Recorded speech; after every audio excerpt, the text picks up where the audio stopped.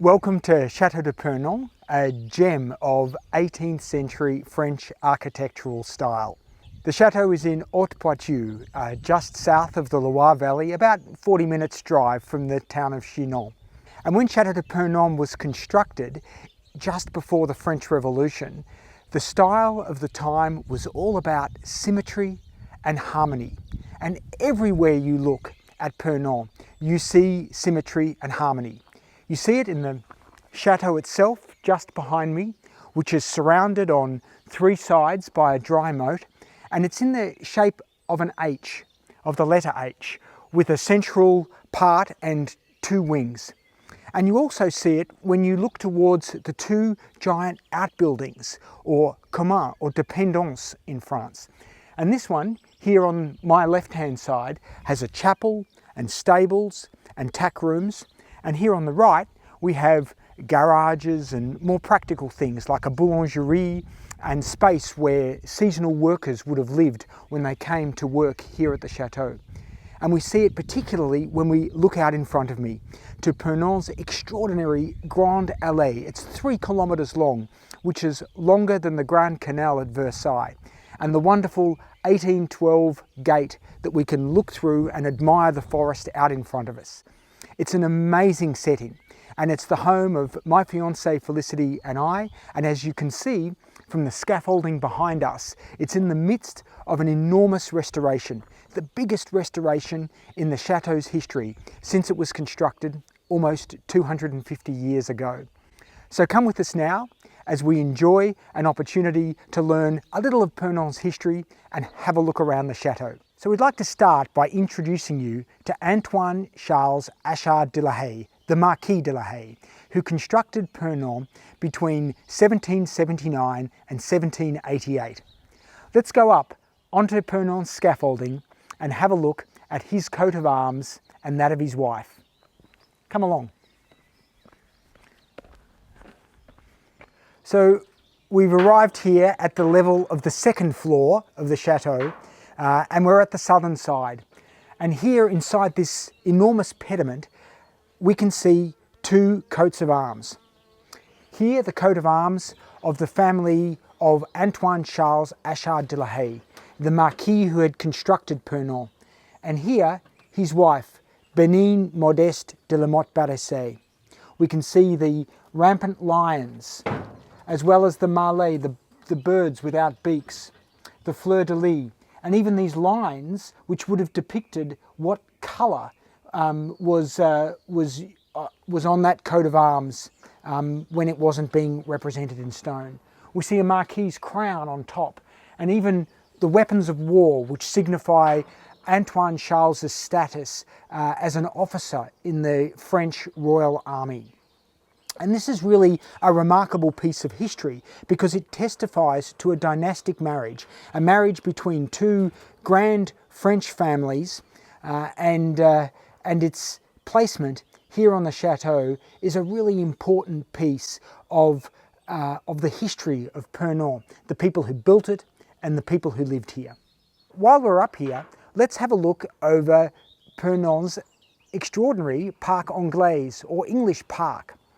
When Pernon was being constructed, styles and tastes were changing, and the traditional French garden, highly ornamental, highly organised, that taste was changing to the more naturalistic, more disorganised setting of the English park. And so Pernon has this amazing English park which stretches out into the horizon behind us with its amazing oak trees. We can see Lebanese cedars, we can see chestnuts, beech trees, an amazing variety that gives this wonderful sense of being surrounded by nature. So as we descend off the scaffolding, let's have a look at some of the other things that the enormous works are starting to uncover for us. So we can see here the work that our stonemasons are doing. If we look over here, for example, with this dormer, we can see a lot of original stone, but also some new stone that's been put in to replace the very damaged stone. And you can see when you look up here just what a terrible state some of the original stone that's now almost 250 years old, what a terrible state it's in. And in fact, Chateau de Purnon was built from stone that was repurposed from a nearby chateau at Brisay. And so when the tufa stone arrived here, it was already it had already been used for construction for several hundred years.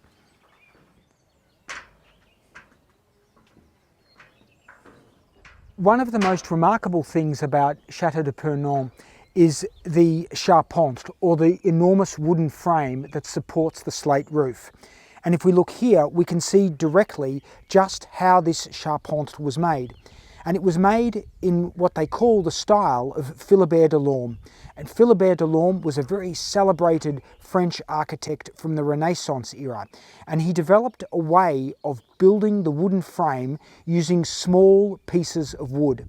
And at the time that he developed this system, it was revolutionary, because it meant that wooden frames on grand homes and chateaus could be put up much quicker and much more economically.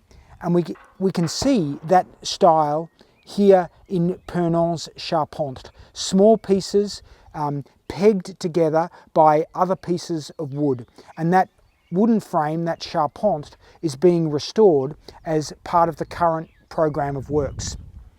And if we look over here at the outbuilding at Pernon on the eastern side, we can see the shape of the enormous wooden frame of that building as well, of that building's roof. And it's in the shape of an inverted bateau, or in the shape of an inverted boat. And in fact, they would have used artisans who worked on boats for the French Navy to help build these enormous wooden frames. And they're really works of art. And we're really very lucky to have them in such a highly preserved state here at Pernon, to be able to be admired for future generations.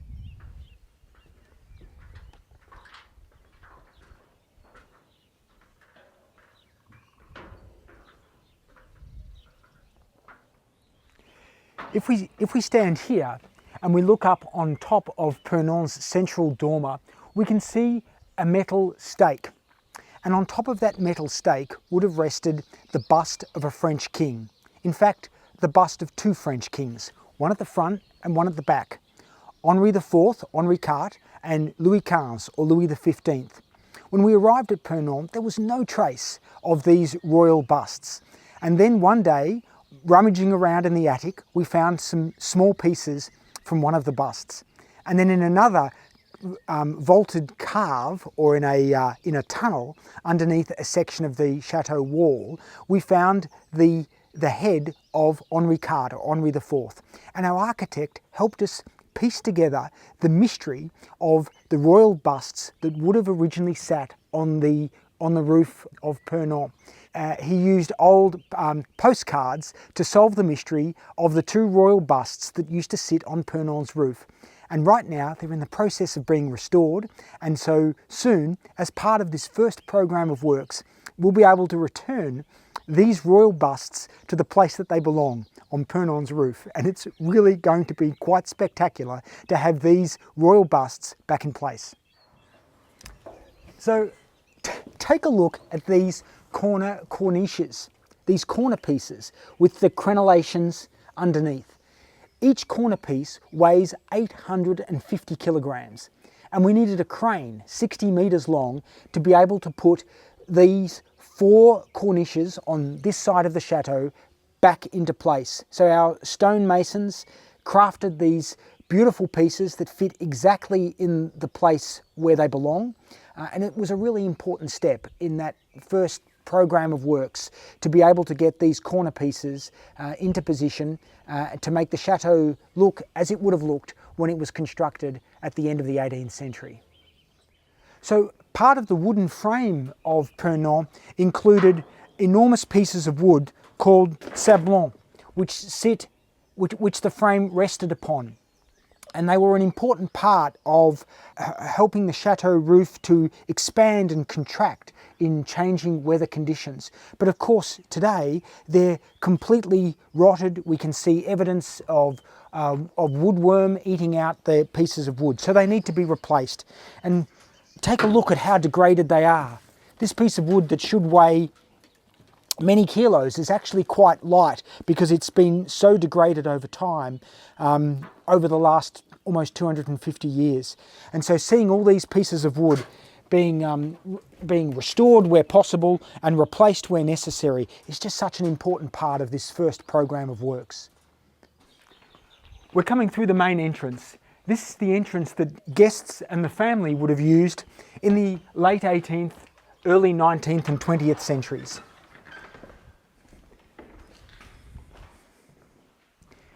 We come here through this grand entrance and up the Grand Escalier, the main staircase.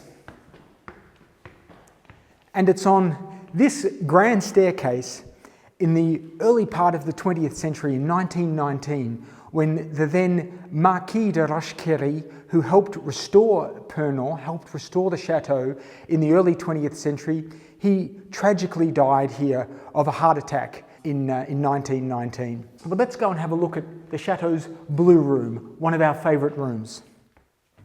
So we're here in the chateau's blue room, and we're surrounded by this extraordinary hand-painted wallpaper from the end of the 18th century.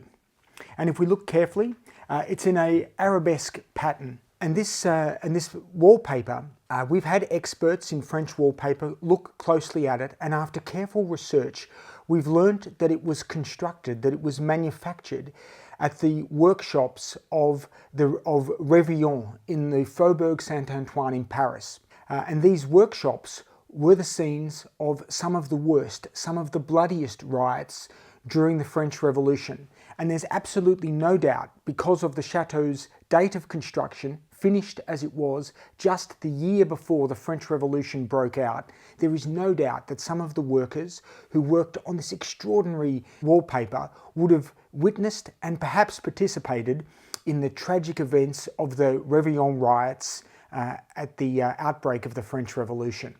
This wallpaper is the last surviving example of this particular design anywhere in France. It's extraordinarily precious, and we're very, very lucky to have it. Let's go have a look in the salle à manger, in the chateau's grand dining room.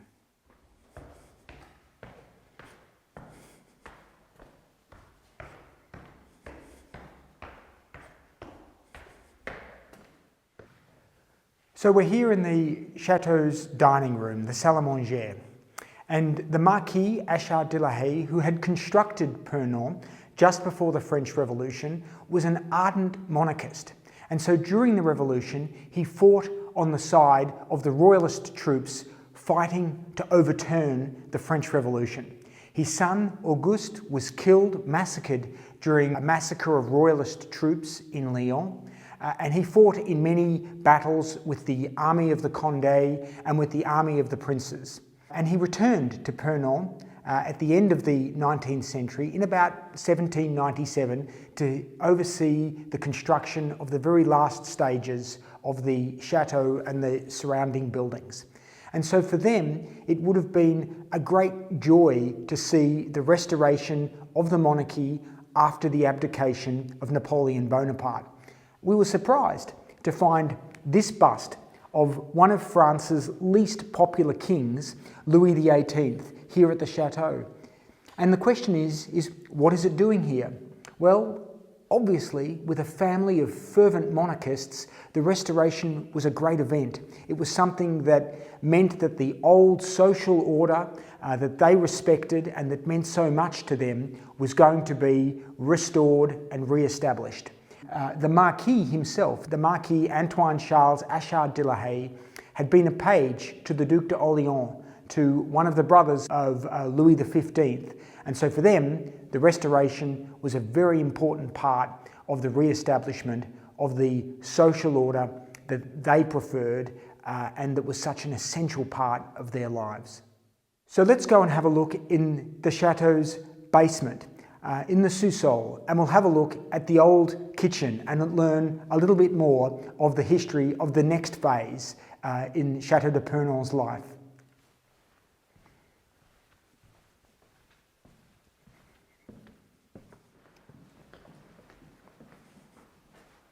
So we're heading down to the basement.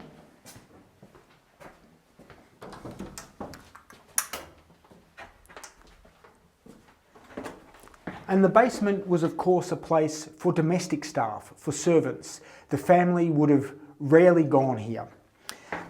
And as we descend, we move into a new world, a different world, a world of the workers, the servants, the people who served the grand families who lived in these extraordinary estates. And so this is Purnon's original kitchen. So after the Marquis Antoine Charles Achard de la Haye died in 1816, the chateau passed to his last surviving son, Edouard. And when he passed away in 1844, the chateau passed to his daughter, Catherine, who had married the Baron de Goyon. And if we look here, in the grenier, in the attic of the chateau, we found some of the de Goyon copperware. If we look closely here on this lid, we can see the name de Goyon etched onto the lid of the copperware. So imagine these kitchens in the height of the 19th century. There would have been noise and bustle as the meals were prepared. The Montplaque, which is just one room away from us, or dumb waiter, would have delivered the meals up into a room just next to the salle à manger so they could be served hot to the guests dining in the grand dining room. There would have been movement and noise, activity as food arrived through the dry moat, through the douve sèche, through a different entrance than the entrance that would have been used by the family and their guests and visitors. It would have been a bustling place. It would have been an exciting hub of life here at the chateau for the domestic staff and the servants who looked after the many people who lived here. Now we're going to move to the bibliothèque, or the library, and continue learning about the history of Château de Purnon. So we're here in the chateau's library, or bibliothèque. And in the middle of the 19th century, this would have been the hub of family life here at the chateau. And at that time, Pauline de Goyon married the Comte de Montesquieu-Fezensac. And the Count came from a great French family with a long and distinguished history. His grandfather had fought alongside Napoleon during the retreat from Moscow, and he was gravely wounded at the Battle of Waterloo. And his father, his name is recorded on the Arc de Triomphe, and he'd been a member of the Académie Française. And one of their ancestors, d'Artagnan de Baz de Castlemore, is the figure that Alexandre Dumas based the central character in The Three Musketeers upon. What a great French family. Sadly, during this time, the chateau started to fall into decline. Thankfully, in 1893, the Comte Daniel Jérôme de Rochequéry purchased Pernon. And it was during his time that a great new investment took place to protect and preserve the chateau for future generations. Let's have a look at the results of some of that work. So we're here in the chateau's Grand Salon. This is one of Pernon's grandest rooms. And the style changed completely during the era when the Comte de Rochequéry started the investment to protect Pernon for the future.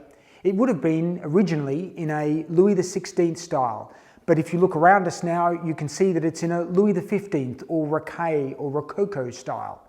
And if we come over here to this grand fireplace, we see this enormous fire back at the back of the fireplace. And just like the blason on the facade of the chateau, the two coats of arms testify to a dynastic marriage. And it's a marriage between the Rochequéry family and the Douaron family. And the Douaron family own a grand chateau just a few minutes' drive north of here at Chateau de Douaron. The Comte de Rochequéry had married Elizabeth de Douaron in 1887, and together they had 4 children. Sadly, she passed away in 1901, and the following year, the Marquis, now he's the Marquis de Roche-Query, married her sister, Yvonne, at the chapel here at Pernon. And that, at the time, that was not an unusual occurrence. And if we look at the back of the fireback, we can see a Marquis's crown over the top of the two family coats of arms. As well as redecorating this room, the Roche-Querys made many other changes to Pernon. They built the Éolienne Bollée in the chateau's potager garden, which pumped water to feed the plants and vegetables and fruit trees growing in the garden, and also pumped water to the chateau here. They put the guttering system that we can now see throughout the chateau's roof, and they put new heating systems and introduced electricity to the chateau. It was a period of great change that restored Pernon and preserved her for future generations. So let's go and have a look at Chateau de Purnon's chapel, where the Marquis de Roche-Query married Yvonne de Warron. Heading across to have a look at Chateau de Purnon's chapel, and as always at a chateau, there's an enormous chateau key, and this is the key to Purnon's chapel. This is one of our favourite places.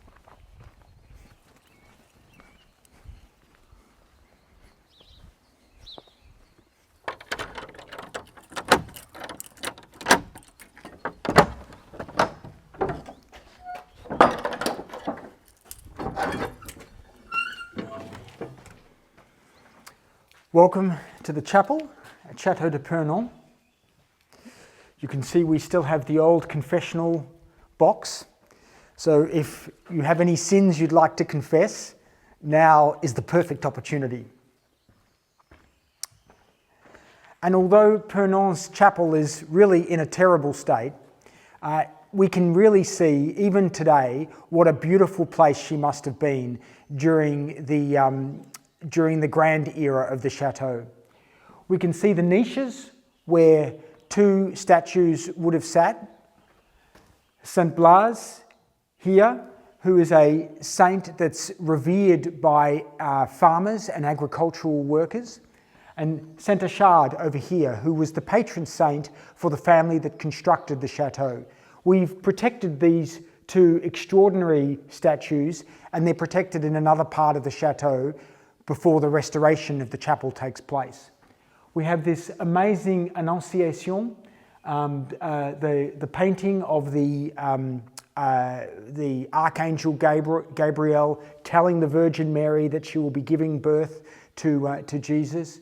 We have the stained glass windows here, St. Joseph and the Virgin and Child over here, slightly damaged, and the stalls with the balcony above us, where the family would have sat for masses and for religious services. It's really an extraordinary place of private devotion for the family that constructed Chateau de Purnon. And it was here in 1902 that Daniel Jerome de Roche-Query married Yvonne de Warron. So let's go and have a look at Purnon's amazing stables. So the Marquis de Roche-Query was regarded as a great horseman and a very, very keen hunter. He had the forest in front of him and other forests in the local area where with his friends he could hunt the stag and the roe deer and the other animals. And of course, so much of the hunting in that era was done on horseback, and the horses were cared for here in these stables.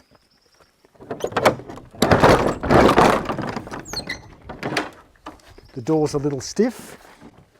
We can see the loose boxes here where the horses would have been brushed and fed, and also the other boxes at each end of the stables where the horses would have slept and stayed for longer periods of time. And although they're really in terrible condition today, we can imagine how they must have been during the height of the chateau.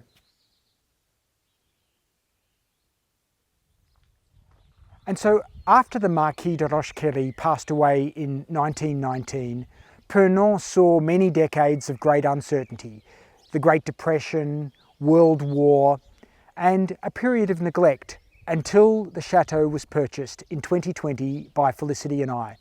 And we've embarked on a program to restore and rebuild many of Pernon's most beautiful features. And you can see the commencement of that work behind us with the scaffolding around the eastern side of the chateau.